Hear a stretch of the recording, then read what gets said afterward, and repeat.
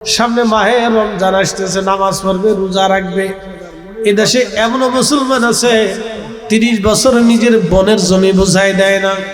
30 বছর পার হইল, বোনের জমি বুঝাই দিল না। বোনে এসে কয় ভাই দিবি না পরে নিস, বাইরে দিবি না পরে নিস, বাইরে দিবি না পরে নিস, পরে নিস কয়ে কয়ে 30 বছর পার হয়ে গেছে। ভাই দিবি না পরে নিস।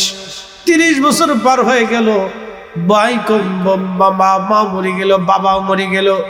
বোনে চিন্তা করে ভাইটাই আমার আছে, যদি ভাইয়ের নামে সালিশ দরবার ডাকি, মামলা মোকদ্দমা দিই, তাহলে ভাই কোনোদিন আমার ঘরের দরজার খুলবে না।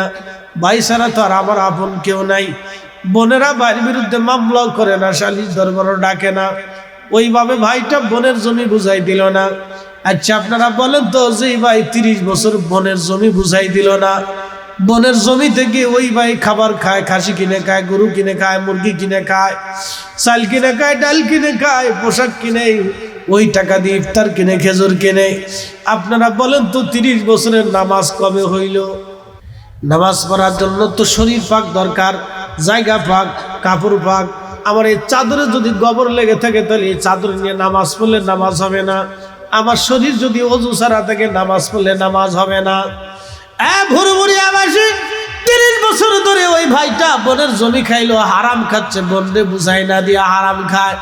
30 বছর ধরে যে ভাইটা হারাম খাচ্ছে, হারাম খায়, নামাজ কবে হইলো আমার একটু বুঝাই দেন। সে যদি হজে যায়, হজ কেমনে হইলো তাও আপনি আমারে বুঝান। সে যদি রোজা রাখে, তো রোজা কেমনে হইলো আপনি আমারে বুঝান, কারণ তার ভিতরে নাপাক। নামাজ কেমনে হবে আপনি আমারে বুঝান। শরীর যদি নাপাক থাকে, নামাজ কেমনে হয়? নামাজ কবুল হওয়ার জন্য, ইবাদত কবুল হওয়ার জন্য প্রথম শর্ত হলো হালাল খাবার। নবীজি বলেন, আমার উম্মতেরা রে, একজন ব্যক্তি সফরে রওনা দিয়ে, মুসাফির মরুভূমির মধ্যে একাকী পড়ে গেল, আল্লাহর দরবারে হাত বাড়াকা দিয়ে, ইয়া রাব্বি, ইয়া রাব্বি, আমি বিপদগ্রস্ত। মুসাফিরের দোয়া কবুল হয়ে যায়, মুসাফিরের দোয়া কবুল হয়ে যায়, মজলুমের দোয়া কবুল হয়ে যায়, বাবা মার দোয়াগুলি কবুল হয়ে যায়। সন্তানের পক্ষে এবং বিপক্ষে, সন্তানের পক্ষে এবং বিপক্ষে বাবা মার দোয়াগুলি আল্লাহর আসমানে কবুল হয়। সন্তানের পক্ষ হলেও কবুল হয়, বিপক্ষে হলেও কবুল হয়ে যায়। খুব মনোযোগ দিবেন বুরবুরিয়াবাসী। আহা, আল্লাহর নবী বলেন, ওই বান্দা হাত তুলে তুলে কাঁদতেছি, ইয়া রাব্বি, ইয়া রাব্বি। সাহাবীরা বলো তো, তার পানি হারাম, তার খাবার হারাম, তার পোশাকও হারাম, তার পরনের পোশাকটাও হারাম, তার পানীয়টা হারাম, তার খাবারটাও হারাম। কি করে তার দোয়া আসমানে কবুল হবে? কারণ তার ভিতরেও হারাম, বাহিরেও হারাম, ভিতরেও হারাম, বাহিরেও হারাম। কি করে তার দোয়া কবুল হবে সাহাবীরা? এই জন্য দোয়া কবুলিয়তের প্রথম শর্ত হলো হালাল খাবার। আল্লাহর একজন ওলি, তিনার নাম বুয়ালি কলমদর রহমাতুল্লাহ আলাইহির জমানাতে তিনি দাওয়াত দিতে আসলেন ভারতে, ভারতের পানিপথ অঞ্চলে। শোনে, আল্লাহর জমিনে ওলিরা ইসলামের এমন খেদমত করেছে, তলোয়ার দিয়েও তার কিঞ্চিত খেদমত এই জমিনের মানুষ করতে পারে নাই। ওলিরা কামালিয়াত, আর কামালিয়াত আর ওলিরা আদর্শ দিয়ে যেভাবে ইসলামের দাওয়াত পৌঁছিয়ে দিয়েছে, পৃথিবীর যেখানে ওলি গেছে আল্লাহ সেখানে ইসলাম পাঠিয়েছে। জাপানে কোনো ওলি নাই, ইসলামও যায় নাই। উত্তর কোরিয়াতে কোনো ওলি নাই, ইসলামও যায় নাই। দক্ষিণ কোরিয়াতে কোনো ওলি নাই, ইসলামও যায় নাই। চীনের বিরাট একটা অংশ কোনো ওলি নাই, ইসলামও যায় নাই। শুধু গুয়াংজুর ভিতরে ওলিরা গেছেন, ইসলাম সেখানে গেছে। বাদ বাকি জায়গা ওলি নাই, ইসলামও নাই। আপনি মায়ানমারে চলে যাবেন, ওলি নাই, ইসলাম নাই। কিন্তু আপনি রাখাইন রোহিঙ্গাদের ওখানে যাবেন, ইসলাম ছিল। খুব মনোযোগ দিবেন। ওলি চলে গেল মালয়েশিয়াতে, ইসলাম চলে গেল। ওলি চলে গেল ব্রুনেই, ফিলিপাইন্স, ইন্দোনেশিয়াতে, ইসলাম সেখানে চলে গেল। মালাক্কা সাগরের ভিতরে ছোট্ট একটা দ্বীপের ভিতরে আমি আল্লাহর ওলির মাজার জিয়ারতে গেলাম। আল্লাহর ওলি হযরত শেখ ইসমাইল বগদাদি আল হাসানি ওয়াল হুসাইনি, লেখা আছে টেম্প অফ সুলতানুল আরিফিন। ওনার পরিচয় সুলতানুল আরিফিন। আরবদের সুলতান ছিলেন তিনি হুজুর মহিউদ্দিন আব্দুল কাদের জিলানী রাহমাতুল্লাহ আলাইহির কলিজার টুকরা ছেলে। ওনার মাজার আমি জিয়ারত করতে গেলাম। এই দেশে 750 বছর আগে শাহজালাল ইয়ামানি কালেমার দাওয়াত নিয়ে আসলেন। তারও 150 বছর আগে হযরত আল্লাহর ওলি সুলতানুল আরিফিন তিনি মালয়েশিয়ার মালাক্কা সাগরের ভিতরে দাওয়াত নিয়ে গেলেন। ওইখানে বসে সারা অঞ্চলে কালেমার দাওয়াত দিলেন। এখনো সেই মাজার আছে। ওই মাজারের মসজিদে নামাজ পড়তে গেলাম। ওই মাজারে মুসলমানদেরকে খাবার খাওয়ানো হয়। নামাজের পরে মিলাদ পড়লাম। ভাবছিলাম শুধু মিলাদ বাংলাদেশে আছে, এখন দেখি না আমার নবীর মিলাদ মালয়েশিয়াতেও আছে। একবারে সাগরের ভিতরেও নবীর মিলাদ হয়। একবার জোরে বলা যাবে কি আল্লাহু আকবার। সাগরের ভিতরেও রাসূলের মিলাদ আছে। আজানের আগে শুধু ভাবছিলাম বাংলাদেশে মনে হয় দুরুদ সালাম হয়, এখন দেখলাম না। ওই মসজিদে আজানের আগে 15 মিনিট পর্যন্ত মুয়াজ্জিন সাহেব দুরুদ শরীফ পড়ল। 15 মিনিট। আমরা তো 1-2 মিনিট পড়ি, মুয়াজ্জিন সাহেব 15 মিনিট পর্যন্ত দুরুদ শরীফ পড়ল। খুবই সুন্দর খাওয়া দাওয়ার চমৎকার ব্যবস্থা আছে। মেহমানদের সব সময়ের জন্য শরবত আছে। মসজিদের বাহিরে শরবত লেখা আছে, নাস্তা রাখা আছে। মেহমানরা যারা যায় ফিরি ফিরি শরবত খেতে পারে, নাস্তা খেতে পারে। পানির ব্যবস্থা আছে। যারা যাবে তারা ফিরি ফিরি পানি খাবে, শরবত খাবে, নাস্তা খাবে। ওইভাবে সুন্দর ব্যবস্থা করা আছে। ভাবছিলাম আমাদের দেশে বুঝি মেহমানদারি হয়, এখন দেখলাম না, ওই দেশেও মেহমানদারি আছে। আমাদের দেশে জিলাপি সহজে পাওয়া যায়, এই জন্য জিলাপি খাওয়ানো হয়। আরবে খেজুর সহজে পাওয়া যায়, এই জন্য খেজুর খাওয়ানো হয়। অন্যান্য দেশে সহজলভ্য খাবার যেটা আছে ওরা সেই খাবারটাই মানুষদেরকে খাওয়ায়। আমি কলকাতা গেছি, ওরা জিলাপি খাওয়ায় না, ওরা খাওয়ায় হলো সিঙ্গারা পুরি। আর আপনি দেখছেন যারা আখিরাতকে অস্বীকার করে, ফাযালিকাল্লাযী ইয়াদউল ইয়াতীম, যারা এতিমদের খাদ্য দানে বাধা প্রদান করে। ওয়ালা ইয়াহুদ্দু আলা আরাআইতাল্লাযী ইউকাযযিবু বিদ্দীন ফাযালিকাল্লাযী ইয়াদউল ইয়াতীম ওয়ালা ইয়াহুদ্দু আলা তুআমিল মিসকিন, যারা মিসকিন দরিদ্র গরিবদেরকে খাদ্য দানে বাধা প্রদান করে। আজকের মাহফিল যদি তাবারক হতো তাহলে আপনারাই শুধু পেতেন না, এই তাবারকে বাংলাদেশের ওই যমুনা গ্রুপের মালিক খাবে না, ওই আপনার বসুন্ধরার মালিক আসে না, এমপি সাহেবও আসে না, চেয়ারম্যান সাহেবরাও আসে না, কোটি কোটি টাকার মালিক যারা তারা কিন্তু তাবারকে আসে না। তাবারক কারা খায়? মধ্যবিত্তরা খায়, দরিদ্র শ্রেণী খায়। এখানে কিছু দিন মজুররা থাকে, কিছু সাধারণ শ্রমিকরা থাকে, কিছু গরিব মানুষ আছে, কিছু ফকির মানুষও আছে, কিছু গরিব দরিদ্ররাও আছে, বাচ্চা কাচ্চারাও আছে, অসহায় নারীরাও মাহফিলে আসে, একটু তাবারক খেলো। শুধু মানুষের খাবার পায় না। আপনার বাড়ি মিলাদ দিলেন, এলাকায় একটা মিলাদ দিয়েছেন, শুধু খাবার দিলেন, তাবারক দিলেন, শুধু মানুষে খাবার খায় না, কুকুরেও কিছু খাবার পায়, কারণ ওদেরকে আল্লাহ রিজিক দিয়েছে। আরে প্রতিটা নারী কুত্তারে খাবার খাওয়াইয়া যদি জান্নাতে যাইতে পারে, সহিহ বুখারীতে আসছে, প্রতিটা নারী টাকার বিনিময়ে যে মহিলা দেহ ব্যবসা করে, টাকা দিলে যেই নারী আপনার কাছে দেহ বিলায় দেয়, এই নারী সৃষ্টির মধ্যে নিকৃষ্ট আর নারী। আর যেই পুরুষ টাকা দিয়ে অন্য নারীর দেহ ভোগ করে, ওই পুরুষও নিকৃষ্ট। মনে রাখেন, আপনারা নিজের রুটি রুজির টাকা দিয়ে যদি জেনা করেন, কোনো নারী কিনেন, পতিতলে যাইয়ে যদি আপনারা জেনা করেন, মাসলা শুনে যাবেন। রুটি রুজির টাকা দিয়ে যদি জেনা করেন, কোনো মহিলা প্রতিটা নারীটার সাথে যদি আপনি মিলন করেন, জেনা করেন, তারে টাকা দেন, ওই টাকা আপনি রুটি রুজিতে জীবনে কোনোদিন বরকত পাবেন না, বরকত পাবেন না, শান্তি হবে না, বরকত পাবেন না, সুখ পাবেন না, সুখ পাবেন না। সুখ নাহি রে সুখ পরাণের পাখি, দু চারটা বিয়া কইরা কুমিল্লাতে থাকি, আমার সুখ নাই রে। এমন সময় দেখে একটা কুকুর প্রচন্ড তৃষ্ণা নিয়া জিহ্বাটা বের করে হাঁপায় হাঁপায় যাচ্ছে। ওই মহিলার মনে দয়া লাগলো। দয়া, এহসান বিল এহসান, এখান থেকে একটা মাসলা জেনে যাবেন। এহসান বিল এহসান, তার মানে দয়ার বিনিময়ে দয়া, ক্ষমার বিনিময়ে ক্ষমা, দানের বিনিময়ে দান। আজকে যারা লক্ষ লক্ষ টাকা দান করছেন, উনি চিন্তা করে আমি 1 লক্ষ দিলাম, আরেকজন 10,000 টাকা দিল। যিনি 1 লক্ষ দিল তিনি চিন্তা করলো আমার নামও মারহাবা, যে 1000 টাকা দিল তার নামও মারহাবা। তাহলে কেমন হয়ে গেল?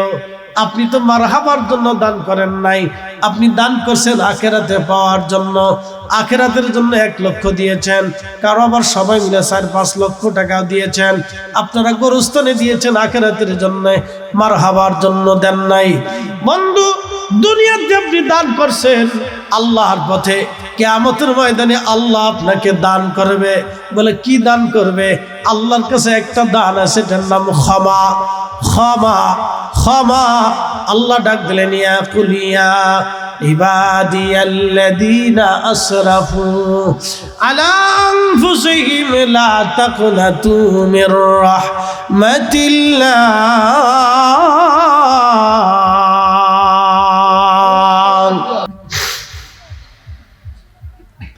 আখিরাতে পাবেন আপনি ক্ষমা, দানের বিনিময়ে দান, দানের বিনিময়ে দান। আল্লাহ আপনাকে মাফ করে দিবে। 2 নম্বরে এহসান বিল এহসান, দয়ার বিনিময়ে দয়া। আপনি দুনিয়াতে যদি মানুষকে দয়া করেন, আল্লাহ আপনাকে দয়া করবে। যদি আপনি দুনিয়াকে মানুষকে মাফ করে দেন, কিয়ামতের ময়দানে আল্লাহ আপনাকে গোপনে ডাক দিয়া গোপনে মাফ করে দিবে। দুনিয়াতে কারো দোষ যদি আপনি গোপন করে রাখেন, কিয়ামতের ময়দানে আল্লাহ আপনার দোষগুলি কিয়ামতের ময়দানে গোপন করে রাখবে। গোপনে আমার আল্লাহ আপনাকে মাফ করে দিবে, গোপনে আল্লাহ আপনাকে মাফ করে দিবে। দয়ার বিনিময়ে দয়া, ক্ষমার বিনিময়ে ক্ষমা, দানের বিনিময়ে দান।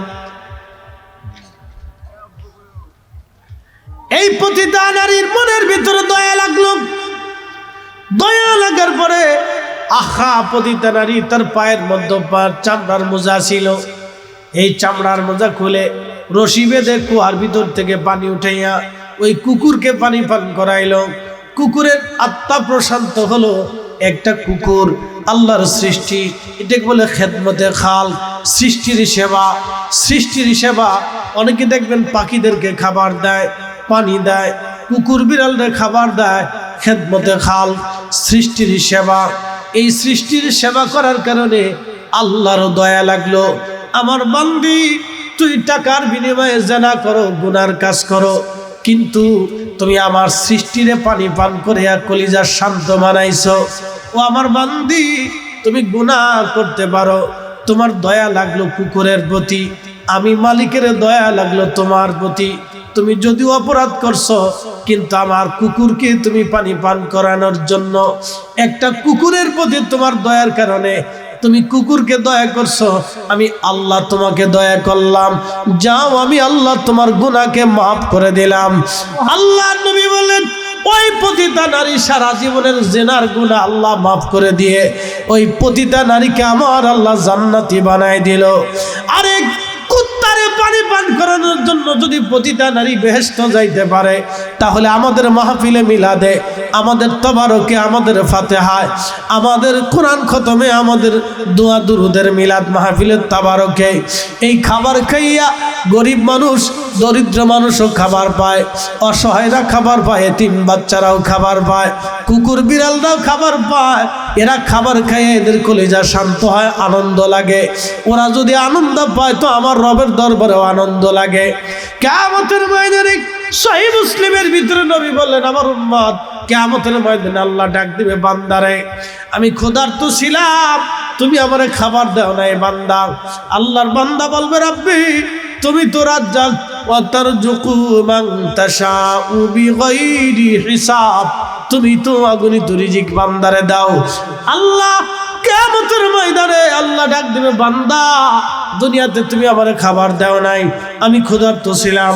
বান্দা বলবে, রাব্বি তুমি তো নিজে রাজ্জাক, তুমি আবার কখন ক্ষুধার্ত ছিলে? আল্লাহ বলো কি? আল্লাহ ডাক দেয় বলবে, বান্দারে তোমার ওই পাশে একজন ক্ষুধার্ত মানুষ খাবার চেয়েছিল, তুমি তারে খাবার দাও নাই। একজন দরিদ্র মানুষ ক্ষুধার্ত ছিল, তুমি তারে খাবার দাও নাই। তুমি যদি খাবার দিতা আমি আল্লাহর সেই দিন খাবার খাওয়া হয়ে যাইতো। একবার জোরে বলবেন আল্লাহু আকবার। না হয় না, আরো জোরে জোরে। তাহলে এই তাবারকের বিরুদ্ধে যারা ফতোয়া দেয় ওরা ইতর। খুব মনোযোগ দিবেন। আল্লাহ ডাক দিবে, বান্দা আমি তৃষ্ণার্ত ছিলাম, তুমি আমারে পানি দাও নাই। বান্দা বলবে, রব্বি বলো কি আল্লাহ, তুমি আবার কখন তৃষ্ণার্ত ছিলাম? আল্লাহ গো, তুমি তো তৃষ্ণা মিটাও, তুমি আবার কখন তৃষ্ণার্ত ছিলে আল্লাহ? দেখেন আল্লাহ ডাক দিবে, বান্দারে তোমার প্রতিবেশী পানির অভাবে ছিল। আরবের দেশে পানির বড় অভাব, আরবের দেশে পানির বড় অভাব। যদি কখনো আরাফাতে যান, যদি কখনো হজে যান, তাহলে দেখবেন গরমের দিন যদি হজে পারে, গত বছর আগের বছর ছিলাম, আরে গরমে হিট স্ট্রোকে 7,000-এর মতো হাজি মারা গেছিল এই বছর, এত পরিমাণে গরম। খুব মনোযোগ দেবেন, 7,000-এর মতো হাজি গরমে মারা গেল। আমার চোখের সামনে 2জন মিশরি হাজি মারা গেল। বাবলা গাছের নিচে মিশরি হাজি মারা গেছে। ওই আরাফাতের মাটি প্রেসিডেন্ট মরহুম জিয়াউর রহমান সাহেব বাবলা গাছ লাগিয়ে দিয়ে এসেছিলেন, সেই জন্য ওনার ওই গাছের নাম হলো জিয়া গাছ। আরাফাতে এখন আছে জিয়া গাছ। যদি আপনারা যান তো আরাফাতে এখনো দেখবেন হাজিরা ওই আরবের মানুষ বলে জিয়া গাছ, ওরা বাবলা চিনে না, ওরা বলে জিয়া গাছ। সেই গাছ এখনো আছে। ওই গাছগুলি প্রেসিডেন্ট মরহুম জিয়াউর রহমান সাহেব তিনি লাগিয়ে দিয়ে এসেছিলেন, সেই গাছ এখনো আছে। ওই গাছের নিচে হাজি মারা গেল আমার চোখের সামনে। ভাই খুব মনোযোগ দিয়ে কথাগুলি শুনবেন। প্রচন্ড গরমে ওখান থেকে হেঁটে হেঁটে যখন মুজদালিফাতে আসবেন তখন বুঝবেন পানি কি জিনিস। মুজদালিফা থেকে হেঁটে হেঁটে যখন আপনি জমারাতে শয়তানরে পাথর মারতে আসবেন, অনেক হাজি মনের আনন্দে আসে আজকে শয়তানরে পাথর মারবো। শয়তানও দাঁড়ায় দাঁড়ায় দেখে আজকে কোন হাজি আমারে পাথর মারার জন্য আসে দেখবো। ওই সময় শয়তান দূরে দাঁড়ায় দেখে ঘুষে হাজি আমারে পাথর মারার জন্য আসতেছে। ঘুষে হাজি চিনছেননি যে হাজি ঘুষ খায়, ঘুষ খাইয়া তারপরে হজে গেছে। শয়তানের দাঁড়ায় দাঁড়ায় হাসে, কে দোস্ত রে, তুই আমারে পাথর মারার জন্য আসিস রে দোস্ত, তুই তো আমার বন্ধু লাগিস, তুই কেন আজ আমার পাথর মারার জন্য আসলি? শয়তানে দেখে কিছু সুদে হাজি আছে যারা সুদ খায়। 1 লক্ষ টাকা দিলে ওই আপনাদের প্রধান উপদেষ্টা ডক্টর নিনু সাহেবের মতো 1 লক্ষ টাকা দিলে 20,000 টাকা লাভ দিতে হবে।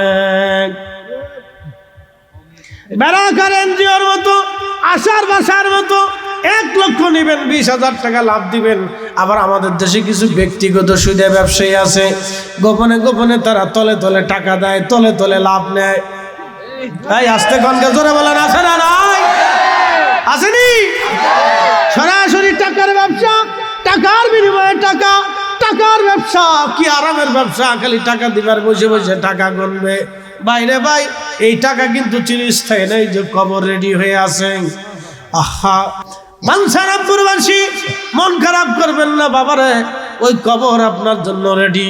মাত্র 3 টুকরা কাফন পাবেন। আমার এই ঘড়ি, চশমা, আমাদের সুন্দর পোশাকগুলি খুলে খুলে ফেলে দেওয়া হবে।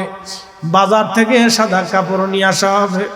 3 টুকরা কাপড়, ব্যাংকের মধ্যে হাজার হাজার কোটি টাকা পড়ে থাকবে, মাত্র 3 টুকরা কাফন পাবেন। আপনার জমি যদি হাজার হাজার কোটি বিঘাও থাকে, মাত্র 3.5 হাত জমিন বরাদ্দ হবে। 1 ইঞ্চি বেশি হবে না, কম হবে না। আজকে যারা গোরস্থানে টাকা দিয়ে গেলেন তারা মূলত আপনার নিজের জন্যই টাকা দিয়ে গেছেন, দুনিয়ার কাউরে আপনি টাকা দেন নাই। বাড়ি যত সুন্দর করেই বাড়ান, 3.5 হাত গোরস্থান আপনার জন্য রেডি। আপনি যত সুন্দর প্রাসাদ বানান না কেন, আপনার 3 টুকরা কাফনের কাপড় রেডি। এর বেশি 1 ইঞ্চি পরিমাণ আপনার বরাদ্দ হবে না। হাজার হাজার কোটি টাকার মালিকের জন্য যে কাফন, মিসকিনের জন্য একই কাফন। একেবারে হাজার হাজার কোটি টাকার জন্য যে 3.5 হাত বরাদ্দ, মিসকিনের জন্য একই বরাদ্দ।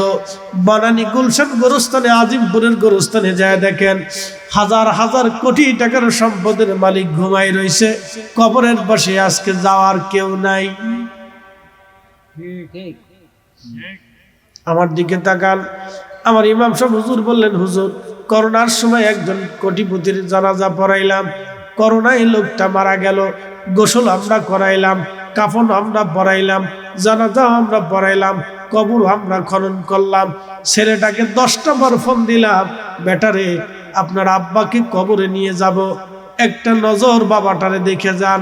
ছেলে 10টা বারই জবাব দিল, হুজুর আপনারা কাজ সেরে দেন, বাবার করোনা, আমি যেতে পারবো না। বাস্তবতা এটা, চরম বাস্তবতা। ইস, করোনার সময় মানুষ চিনে গেছে, করোনার সময় মানুষ চিনে গেছে। বাবার করোনা হয়েছে, আমি যাব না। মানসারম পরবাসী, তাহলে বলেন সুদ খাবেন কার জন্য? বলেন আপনি কার জন্য আপনি খাবেন? কার জন্য আপনি সম্পদ করে যাবেন? কার জন্য টাকা করে যাবেন? কার জন্য জমিন করবেন? কার জন্য বাড়ি বানাবেন? কার জন্য অবৈধভাবে এগুলি করবেন? কার জন্য হারাম উপার্জন করবেন? কার জন্য অন্যের জমি মারবেন? কার জন্য অন্যের মাথায় বাড়ি মারবেন? ভাই ভাইরে কেন লাঠি দিয়ে আঘাত করবেন? ভাই ভাইয়ের মাথায় কেন বাড়ি মারবেন? কেন গো সন্তান বাবারে বাড়ি থেকে বের করে দিবেন? কেন মার সাথে দুর্ব্যবহার করবেন? বলেন একই কবর, বাদশাহ ক্যা ফকির হো সবকো একই ঠিকানা। বিশ্ববিখ্যাত পাগল আহা মজজুব হযরত বাহালুল রহমাতুল্লাহ আলাইহি, তিনি শুধু পাগল ছিলেন না, তিনি মজজুব একজন আল্লাহর ওলি ছিলেন। কিছু দুনিয়াতে মজজুব থাকে যারা আল্লাহর ওলি হয়ে থাকে, কিন্তু মানুষ জানে না যে তারা আল্লাহর ওলি হয়ে কবরে চলে গেল। তারা কাম, রিয়া, মদ, মোহ, কামনা, বাসনা, আশা, আকাঙ্ক্ষা, যাতনা, দুঃখ, সুখ সব কিছুকে পরিত্যাগ করে শুধু আল্লাহর জন্য নিজের জীবন কুরবানি করে। বাড়িঘর তারা করে না, সংসার বিরাগী হয়ে যায়। দুনিয়ার ধন সম্পদের লোভ করে না, হিংসা অহংকার তারা করে না, অল টাইম আল্লাহর ইবাদতের মধ্যে কাটায় দেয়। এইগুলি আত্মাকে বলা হয় ইয়া আইয়াতুহান নাফসুল মুতমাইন্না। এরা প্রশান্ত আত্মা, এরা প্রশান্ত আত্মা, এরা প্রশান্ত আত্মা। আমাদের দেশের একদল আছে খালি মাজার ভাঙতে চায়, মাজার ভাঙতে চায়। ভাঙতে থাকো, এমন একদিনই এমন একজনের মাজার ভাঙবা যিনি আল্লাহর দরবারে মঞ্জুরিয়াত পেয়ে রইছে। তার মাজার যদি একবার ভাঙো, কপাল পুড়ে যাবে, জোড়ার কোনোদিন লাগবে না। ওই পুরা কপালে ওষুধ লাগানোর সুযোগ আর হবে না গো চান্দু, সুযোগ আর হবে না। এমন ভাবে কপাল পুড়ে যাবে, কপাল আর কোনোদিন জোড়া লাগবে না। পৃথিবীর কেউ এই কপাল জোড়া লাগাইতে পারবে না। আল্লাহ রাসূল বলেন, মান আদালি ওয়ালিয়ান ফাকাদ আযানতু বিল হারব। আমার ওলিদের সাথে যারা দুশমনি করে, আমি আল্লাহ তাদের সাথে যুদ্ধ ঘোষণা করি। সাবধান, খুব হিসাব কিতাব করে কাজ করেন। ওই শেষরা মৌলবীর পিছনে দৌড়াইয়া কিন্তু এইভাবে কিছু কইরেন না, তাহলে কিন্তু সর্বনাশ ডেকে আনবেন। কারণ ওই মৌলবী সাহেব কিয়ামতের ময়দানে হারিকেন ধরে তালাশ করে খুঁজে পাবেন না। এই কথা কেন পাবেন? পাবেন? এই কথা কেন পাবেন? আফ্রিকার এক বিরাট অংশ, ওইদিকে গ্রিস পর্যন্ত, তুরস্ক থেকে শুরু করে একবারে গ্রিসের কোনা পর্যন্ত বিরাট মুসলিম মিল্লাতের খলিফা ছিলেন খলিফা হারুন আর রশিদ। তিনার একজন বিবি, এই বিবির নাম, তিনার একজন বিবি, তিনার একজন বিবি, এই বিবির নাম ছিল জুবাইদা। কোনোদিনও এই বিবি তাহাজ্জুদ নামাজ ছাড়ে নাই। আর আপনার দেশের বেটিরা ওযুই ঠিক মতো করে না। এখনকার কথা কয়ে তো লাভ নাই, হুজুরে ফতোয়া দিয়েছে কোরআন খতম বেদাত। এখন মহিলারা চিন্তা করলো তাহলে আর দরকার নাই, এখন ফেসবুক যত টিপার দরকার টিপতে থাকি। আগে ঘরে ঘরে কোরআনের আওয়াজ আসতো নারীদের কাছ থেকে, এখন মহিলারা কোরআন পড়ে না। সামনে রমজান আসতেছে, সারা রমজানে কে কত খতম দেয়। বাড়ি বাড়ি থেকে নারীদের কাছ থেকে কোরআন আমরা ছোটকালে দেখেছি।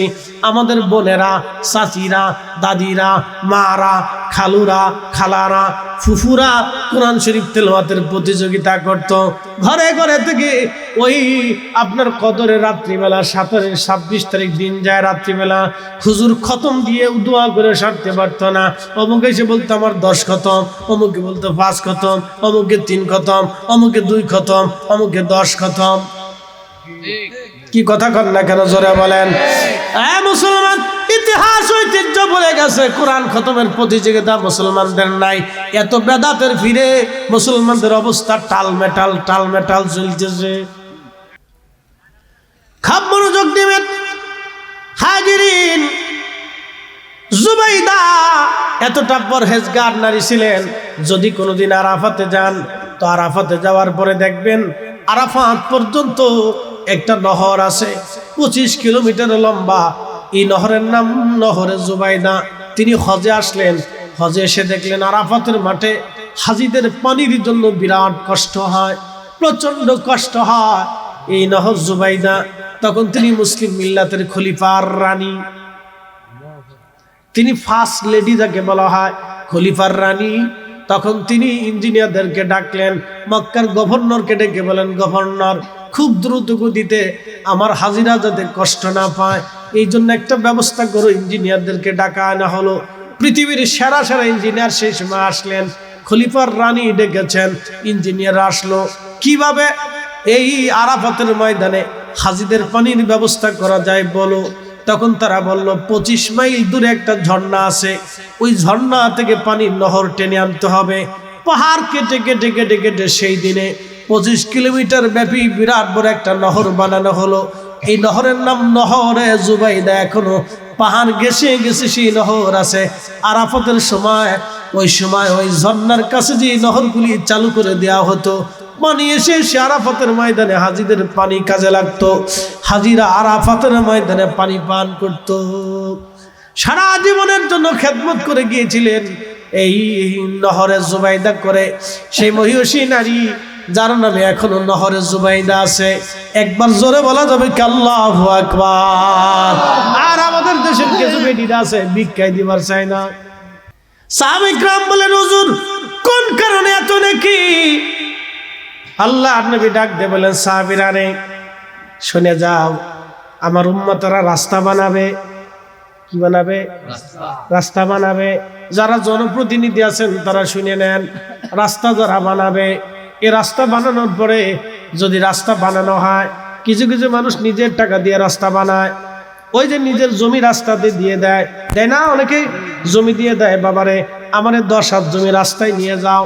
রাস্তায় নিয়ে গেল, যতদিন রাস্তা থাকবে এই মানুষ রাস্তা দিয়ে যাবে আসবে, কিন্তু আল্লাহর বান্দা কবরে ঘুমানো, কিন্তু রাস্তা তোর কবরে যায় নাই। কি কথা কর না কেন?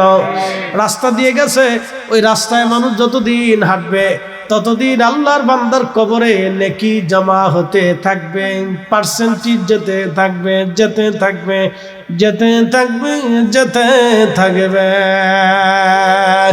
একসাথে জোরে বলেন আল্লাহু আকবার।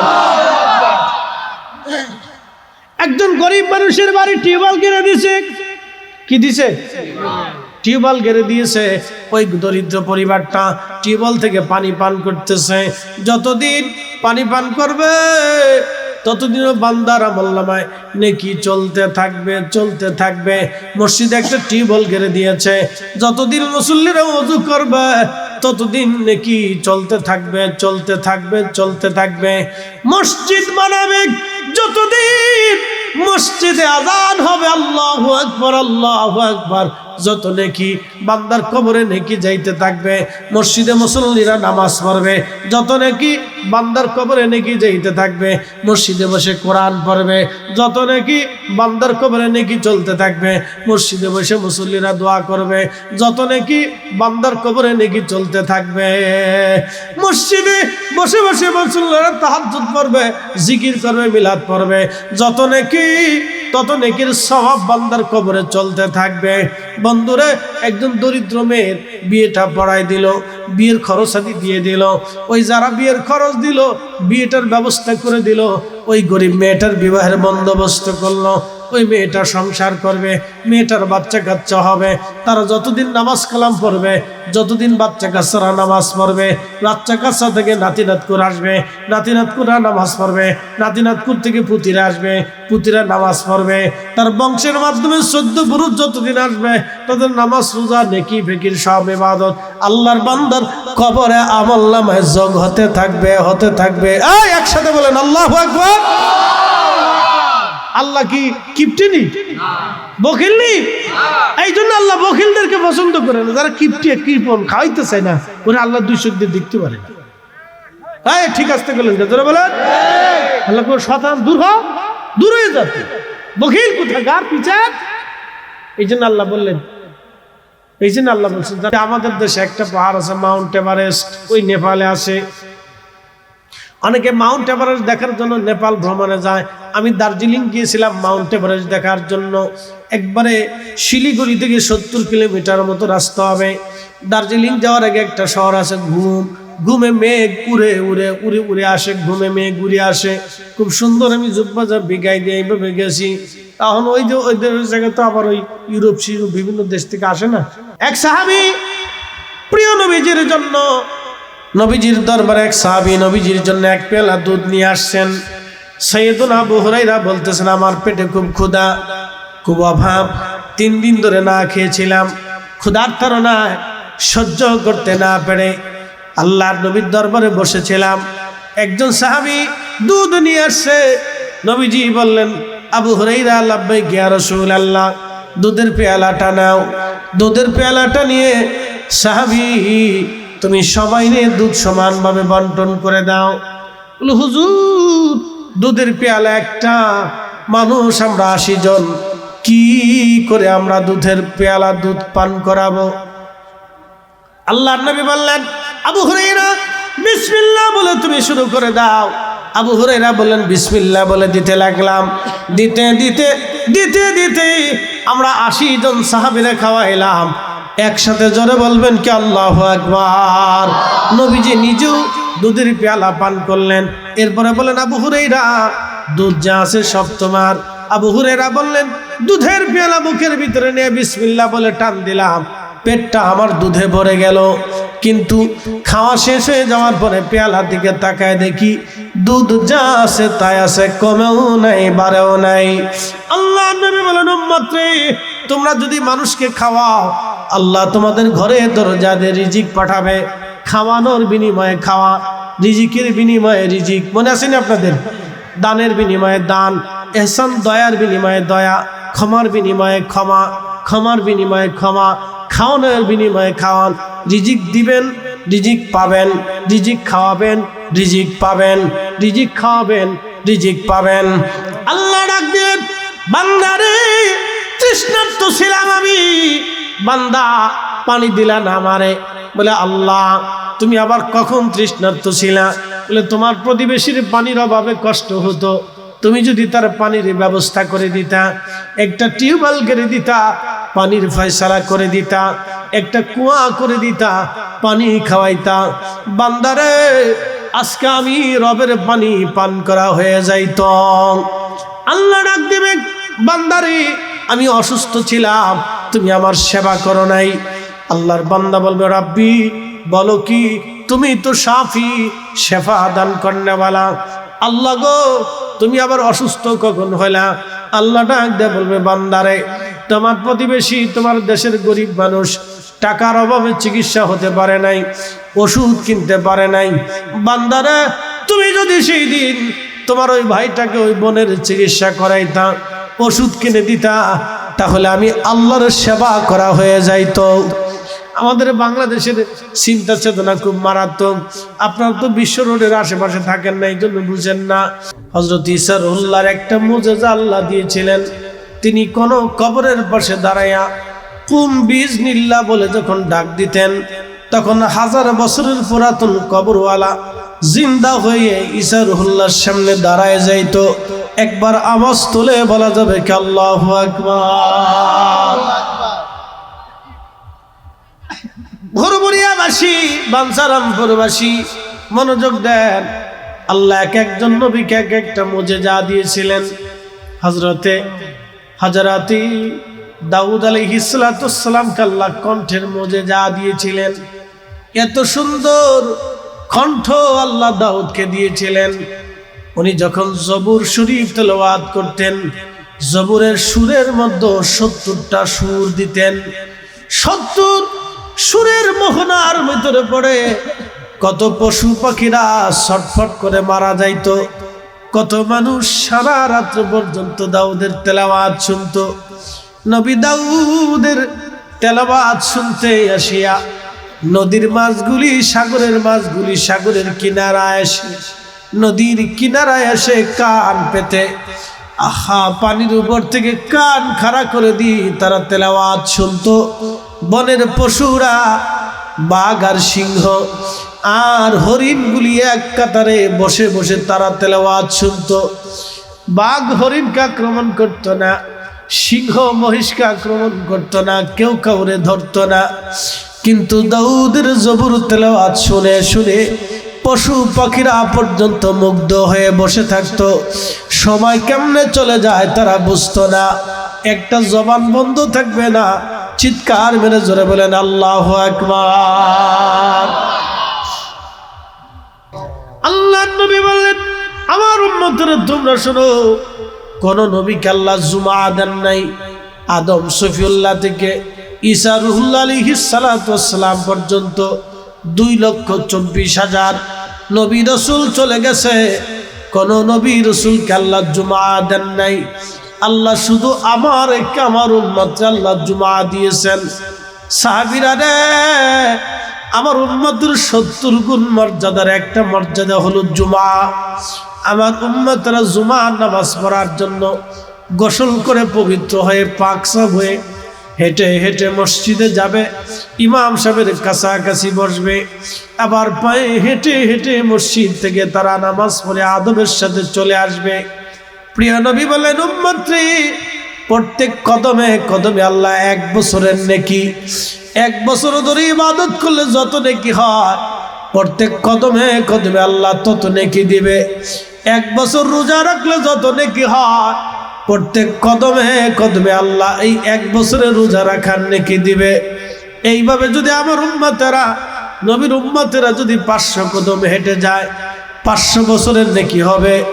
500 কদম যদি হেঁটে আসে, আরো 500 বছরের নেকি হবে। 1000 কদম যদি প্রত্যেক জুমাতে মুসলমানরা হেঁটে হেঁটে নামাজে যায়, তাহলে 1000 বছরের নেকি আমার আল্লাহ দিবে। যদি 2000 কদম হাঁটে, 2000 বছরের নেকি হবে। যদি 5000 কদম হাঁটে, 5000 বছরের নেকি হবে। যদি 10,000 কদম হেঁটে হেঁটে মসজিদে জুমার দিনে নামাজ পড়তে যায়, 10,000 বছরের নেকি আমার আল্লাহ আমলনামায় দিবে। একটা জবান বন্ধ থাকবে না। চিৎকার মেরে বলেন আল্লাহু আকবার। কিন্তু আফসোস, এই উম্মত গরু চুরি করে। কি চুরি করে? গরু চুরি করে, ছাগল চুরি করে, মুরগি চুরি করে, জুতা চুরি করে। সারা পৃথিবীতে যত মাহফিল হয়, তার থেকে বেশি মাহফিল শুধু বাংলাদেশে হয়। বাংলাদেশে যত মাহফিল হয়, সারা দুনিয়াতে এত মাহফিল হয় না। বাংলাদেশে যত গরু চোর আছে, সারা দুনিয়াতে এত গরু চোর নাই। শুনে যাবেন হাজিরিন, মন খারাপ করার কিছু নাই ভাইজান। আল্লাহ কিয়ামতের ময়দানে ডাক, সহিহ মুসলিমের হাদিস বলতেছি, আল্লাহ কিয়ামতের ময়দানে ডাক দেবে, বান্দারে তুমি আমারে পানি পান করাও নাই, আমি তৃষ্ণার্ত ছিলাম, তুমি আমারে পানি দাও নাই। এই আমার দিকে তাকান, ঘুমটুম জিমটিম দিবেন না। ওই গরুস্থানের জন্য টাকা পয়সা দিচ্ছেন না, ওই গরুস্থানে আপনার জায়গা হবে। ভাইবেন না, চিন্তা করেন না যে আসমানে চলে যাবেন। ঈসা আলাইহিস সালামের মতো আসমানে যাওয়ার সুযোগ নাই। ইদ্রিস আলাইহিস সালামের মতো আসমানে যাওয়ার সুযোগ নেই। ঈসা এবং ইদ্রিস দুইজনকে আল্লাহ আসমানে নিয়েছিলেন আলাইহিমুস সালাম। আর আমাদের নবীকে আল্লাহ আরশে মুআল্লায় দিয়েছিল। আল্লাহু আকবার। সশরীরে সশরীরে চিৎকার করে বলেন আল্লাহু আকবার। আমরা সেই নবীর উম্মত। আপনি নিজেও জানেন না আপনার মর্যাদা কত। আমাদের এই মর্যাদা দেখি ঈসা রুহুল্লাহ উম্মত হওয়ার বাসনা নিয়ে সেজদায় পড়ে কাঁদছিল, আল্লাহ আমার উম্মত বানান, আল্লাহ আমার উম্মত বানান। মুসা আলাইহিস সালামকে আল্লাহ আমার ওই নবীর উম্মত বানান। আপনি নিজেও জানেন না যে আপনার আল্লাহ আপনার কত মর্যাদা দিচ্ছে, নিজেও জানেন না। এই উম্মত নিজেও জানে না তার কত মর্যাদা। তোরা খেলে আমার দিক চাই থাকে যে হুজুর করতে গেছি, তো হুজুর করতে আমি মালয়েশিয়াতে গেছি, তো চাইনিজ বেশি মালয়েশিয়াতে, তেরা দেখে যে হুজুর করতে আসলো। আবার গেছি মালদ্বীপে, আমি ডানে বামে চাই দেখি যে আমি ছাড়া জুব্বা লাল কেউ নাই, সব জুব্বা খালি আমার, সব এন্টু পেন্টু, বুঝতে পারছেন? তো আমি ছাড়া তো আর কাউরে দেখি না, সব এন্টু পেন্টু। তো আমি সব খেলে আমার দিক চাই থাকে যে উনি করতে আসলো। তো অনেকেই আমরা লম্বা চওড়া দেখে মনে করি মানে আরব থেকে আসে, বুঝছেন? তো জুব্বা চাপি গায়ে দিয়ে ভাবে যে এটা মানে আরব থেকে আসছে। তো আমি ছাড়া আর কোনো জুব্বা চাপি নাই। কিন্তু একটা জিনিস দেখলাম, ওদের ওরা সিটারি বাটপারি করে, মারহাবা বলবেন না? দুঃখাবাজি নেই, খাবারে কোনো ফরমালিন কোনো বিষ টিস নেই। আমরা এই যে খাবারের ভিতরে চিন্তা করি যে কি খাই, বুড়িগঙ্গার পানি খাই না দুধ খাই, ঢাকায় আমি নিজেও কল্পনা করতে পারি না যে কি খাই।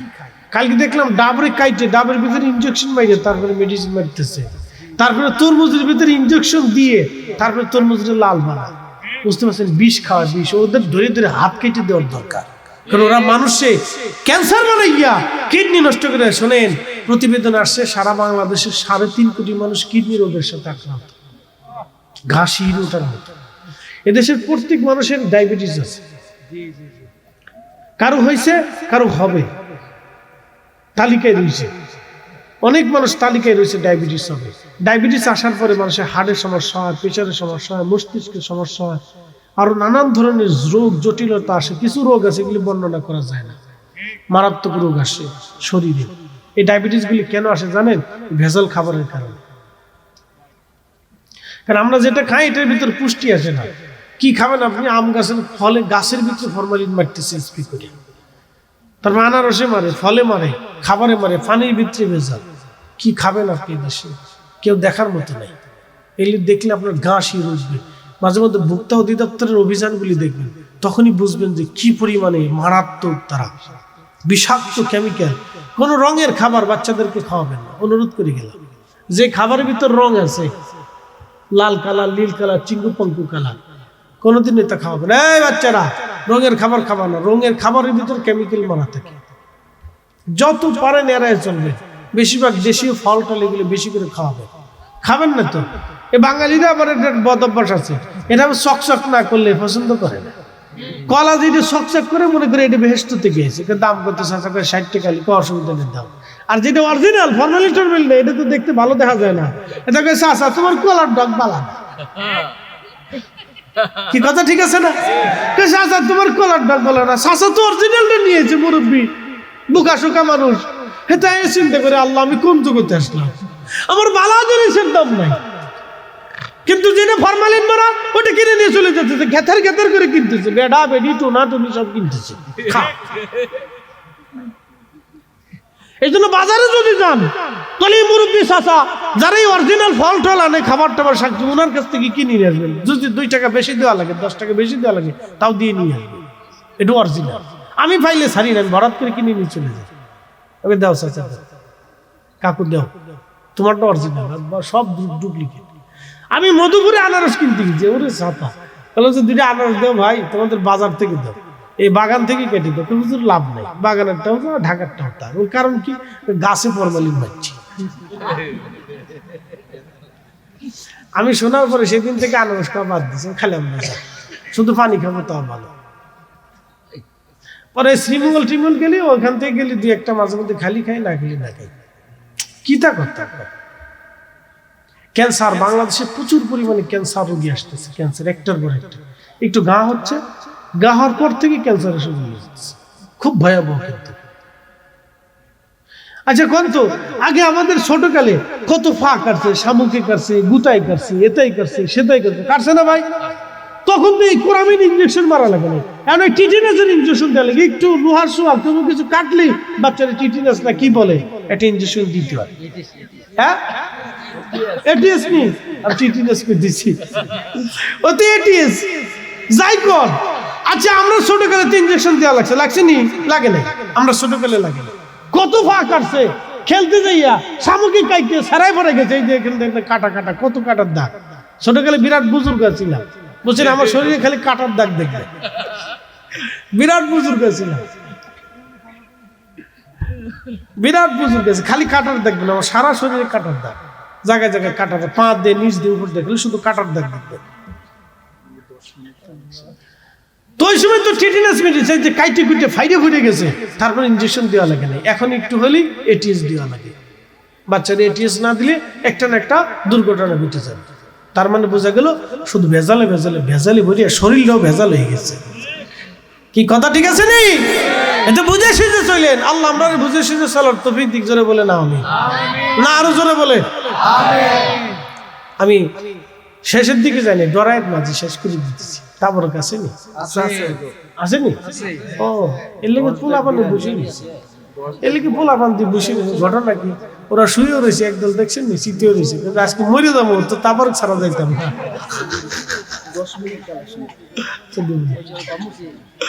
ওরা শুয়ে রয়েছে, আজকে মরে যাবো তো মার চড়তাম না। থাক বাবা তোরা শুয়ে থাক, তুই যাইস না। তারপর খাবেন ভালো জিনিস, এটা আল্লাহর উদ্দেশ্যে রান্না করেছে। মারহাবা কর। কার উদ্দেশ্যে? তো বাড়ির খাবার আর মাহফিলের খাবার এক না, এটার ভিতর রোগের শেফা থাকে। নিয়ত করে খাবেন, রোগের শেফা থাকে এটার ভিতরে। এই খাবারের ভিতরে আল্লাহ বরকত দিয়ে রাখে। তাবারক। ও খালি বেদাতের ফতোয়া মারতেছে না, ও সাতার ফতোয়ার গোষ্ঠী কি, ওগুলো বাদ দেন, এক পয়সা সাইড করে দিবেন, দূর হতা। কি কথা ঠিক আছে নি? এটা ফতোয়া চলবে না, ওগুলো বাদ দেন, দূর হতা। তুই মুসলমানদের খাবার থেকে, রিজিক থেকে বঞ্চিত করতেছিস। শয়তান। আল্লাহ রাসূলের দরবারে মসজিদে নববীতে সাহাবীরা খেজুর গাছের কাঁধি খেজুর গাছের খুঁটির সাথে বেঁধে রাখতেন, সাহাবীরা যাইতেন খেজুর খাইতে। আল্লাহ রাসূলের দরবারে খুব মনোযোগ দিবেন। ভুরভুরিয়াবাসী সাইয়েদুনা হযরতে রাসূল করিম ডাক দিয়ে বলেন, উম্মতেরা রে, আল্লাহ আমাকে জুমার দিন দিয়ে দিলেন, আল্লাহ আমাকে মর্যাদাওয়ালা দিন গুলি আল্লাহ আমাকে দিয়ে দিলেন। সব উম্মতকে যত মর্যাদা আল্লাহ দিয়েছেন, শুধু আমার উম্মতকে আল্লাহ তার থেকে 70 গুণ বেশি মর্যাদা আল্লাহ দিয়েছেন। একটা জবান বন্ধ থাকবে না, চিৎকার মেরে জোরে বলেন আল্লাহু আকবার। তেলের গাড়ি তেলে চলে, হাওয়ার গাড়ি হাওয়ায় উড়ে, বিনা তেলে চালাই গাড়ি নবী সুলাইমান।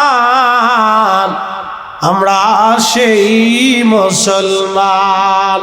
কি কথা কর না কেন, ঠিক কিনা? আমরা এমন মুসলমান এখন হইছি, টাকা হাওলাত নিলে আর টাকা ফেরত দেই না। কি কথা কর না কেন? দোকানে বাকি খাইলে আর দোকানদারের সামনে দিয়ে আড়ে না, মেড ইন বাংলাদেশ।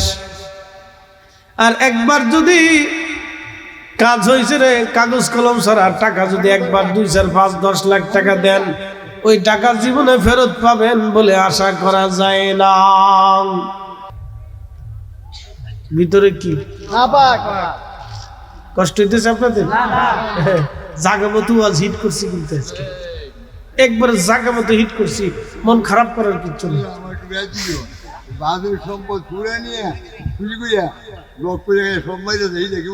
ও তো একই কথা, কত একই। আল্লাহুম্মা সাল্লি আলা, আবা বুঝছি বাবা বুঝছি,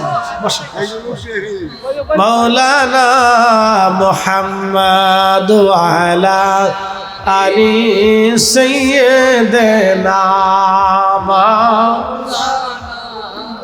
মুহাম্মাদ আল্লাহুম্মা সাল্লি আলা মাওলানা মুহাম্মাদ ওয়া আলা আলি সাইয়্যিদিনা মানুষ হইয়া ভবেতে আসিয়া মানুষের করিলাম কি ও নবী না মানিলাম কি যে ভুল করিলাম নবী না মানিলাম কি যে ভুল করিলাম ভস্মে ঢালিলাম ঘি মানুষ হইয়া ভবেতে আসিয়া মানুষের করিলাম কি মানুষ হইয়া ভবেতে আসিয়া মানুষের করিলাম কি বিখ্যাত দিতে চাই উড়ে বাপরে বাপ কিপটে কারে করে আন্তর্জাতিক খ্যাতিসম্পন্ন কিপটে দান করতে চাই না ভিক্ষুকরা কিছু দিতে চায় না মিসকিনও দিতে চায় না গরিব মানুষও দিতে চায় না মারাত্মক কঠিন হৃদয়ের অধিকারী ভাবতাম বেডিকার হৃদয় খুব নরম ও দেই না টিহার বেলা খুব শক্ত আর যদি সোনা দানা ঘরে থাকে তার কথাই নেই জীবন চলে গেলেও দেবে না আমি উত্তরবঙ্গে একটু ব্যতিক্রম দেখছি নর্থ বেঙ্গলে যে গরুস্থানের মাহফিল না আমার মাহফিল ছিল একটা 8 গ্রাম মিলে একটা গরুস্থান এই মাহফিলে গেছিল আপনার পাবনা দেখি বেটিটা নাকের ফুল এটা খুলে প্যাকেট করে পাঠাইছে নাম লিখে যে আমার শাশুড়ির নাকের ফুল মহিলা পাঠাইছে আমার শাশুড়িরটা গরুস্থানে দিয়ে দেয় শাশুড়ির নাকের ফুল কেউ মাঠটা পাঠাইছে কেউ হাতের বালা পাঠাইছে পাঠাই দিছে এটা মাঠটা দান করে দিল অনেকে মাদ্রাসায় দেয় মসজিদে দিয়ে দেয় মাঠটা এটা দিয়ে মা মারা গেছে মার এই কানের দুলটা মসজিদের কাজে দিয়ে দিল ও নারী যতদিন কবরে থাকে আর যতদিন মসজিদ থাকে ততদিন নেকি চলতে থাকে এটা হলো অরিজিনাল বেটার বউ কি কথা ঠিক আছে কি এটা হলো অরিজিনাল বেটার বউ যার শাশুড়ির না কানের দুল দান করে এটা অরিজিনাল বেটার বউ আর অনেকগুলো আছে ডুপ্লিকেট সেট মেনে যে হুজুরে করতে গেল ডুপ্লিকেট সুবিধার না এটা ভাগযোগ করে নিজেরা কানের তা বানাই দিয়ে ভাগযোগ করে কানের ভিতরে পরে রয়েছে আপনার কানের ভিতরে ঝুলাইলে কি তা হইতো